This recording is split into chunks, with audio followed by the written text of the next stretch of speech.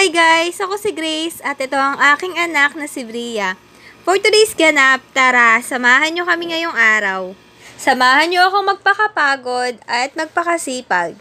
Basta talaga may camera, masisipagin at gaganahan ka pa sa ginagawa mo. Tapos mag-iisip ka kung ano yung mga bagay na makabuluhan.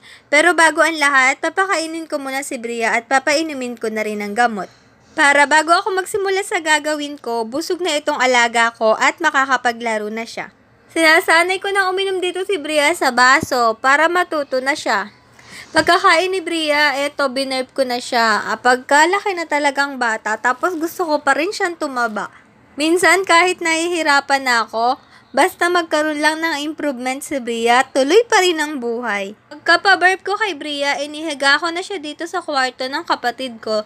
Dito na siya magpe-play or bahala siya kung ano yung gagawin niya, basta wag lang siyang mahuhulog sa papag. Sinimulan ko ng magbomba, etong tubig na to ilalagay ko sa washing machine. O diba mas challenge kapag talaga pinapahirapan mo yung sarili mo, girl. Nakakamiss naman talaga yung mga ginagawa natin noon, lalo na kung doon tayo nasanay. Nung okay na nga yung tubig, I think naka 4 or 5 na salida ako dito or 4 na timba. Isinalang ko na nga rin dito yung labahin ko ng mga doormat. Konti lang naman to, kaya saglit lang naman yung labahin ko. Mas marami pa nga akong iniwan sa bahay. O diba, laba is life. Pag uwi ko naman sa amin, magsasalang rin ako ng labahin. Halina't kumain muna tayo. Ang ulam nila dito, paksiw na tilapia at sinigang na tilapia. Ay, pagkasarap naman ng ganitong luto. Nakakamay nga pala ako dyan para mas ganahan akong kumain. Pagkatapos ko naman kumain, eto namang kalan ang hinarap ko. Etong kalan de kahoy ang lilinisin natin for today's video. Eto naman yung hinarap ko, talaga namang sulit na sulit sila dito sa pagluluto dahil napakaraming abon na naipon. Eto nga pala yung takori namin na I think nasa 15 years na. Sulit na itong takori na to. Yung mga maliliit na kahoy, itinabi ko muna, magagamit pa naman yan mamaya pang gatong dahil magpapakulo na rin ako ng tubig pagkatapos ko itong linisan. Dinaspan ko lang itong maraming abo, ang ginamit kong pangkuha, itong kahoy na pwede ring panggatong mamaya. Yung mga naiipon kong abo, inilagay ko lang ito dito sa sako para sama-sama na. Etong abo, pwede itong gamiting panglinis, pangtanggal ng uling dito sa takore, sa kawali o sa mga kaldero at sa mga maitim nating kasangkapan. Napakasipag ko talaga basta may camera. Hala, char. O ayan si Chuchu, pineplex niya yung sarili niya, nag-aamuyan pa nga siya dito ng kapwa dog niya.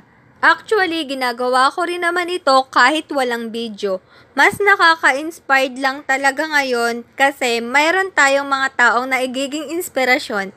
Simple lang itong ginagawa ko dahil wala man lang akong maibigay or maitulong na financial kila nanay. Habang nililinisan ko itong kanal, nakakita ako ng mga pako. Inipon ko nga ito dahil nabebenta to. Ito nga yung ginagawa namin ng mga bata kami, namumulot kami ng pako sa basurahan. Tapos, ibebenta namin para magkapera kami, para makabili kami ng pagkain dahil kapag nanghingi kami sa magulang ng pera, sasabihin pambili na lang ng ulam. Ito yung mga nakolek ko. Konti lang yan pero mabebenta yan. Naglagay ako ng tubig dito para yung usok at least mabawasan. Para matapos ko na tong linisan at makapagpakulo na ng tubig dahil excited na akong salangan to. Nung konti na lang yung abo, winalisan ko na lang ito. Ayan, jaran. Ang linis na talagang tingnan at masarap na dito ulit magluto. Naglagay lang ako ng mga kahoy dito sa gilid at dito ako magpapakulo ng mainit na tubig. Nagparikit na rin pala ako tapos ang aesthetic nga nung lighter nila, jaran. Siguro kaya ito bumaluktot ay dahil nainitan ito dito sa kanal. Dito ko lang din kasi ito nakuha. Ayan, ang bilis magpaliyab, nakailang pamarikit lang ako tapos malakas na yung apoy at isinalang ko na dito yung napagkaganda nilang takore.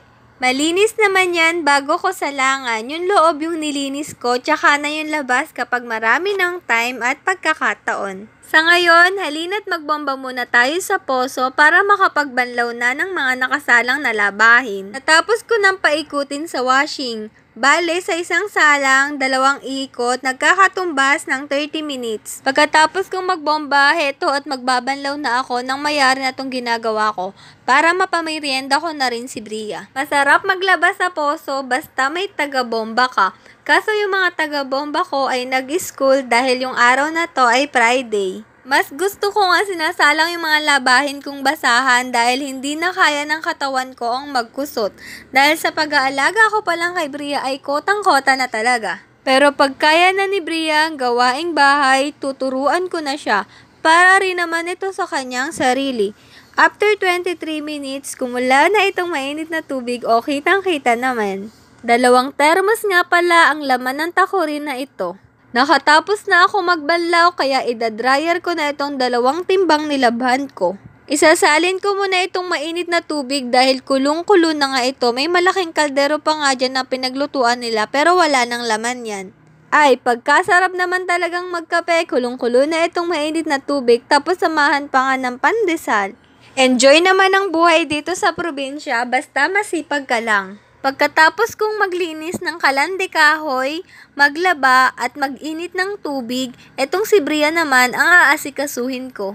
5 PM na ng mga oras na to at nakapagkape na rin kami, hindi ko na nga lang na-flex. Ni-roll over ko muna dito si Bria bago ko siya painumin ng gatas at naglaro muna kami bago ko siya buhatin.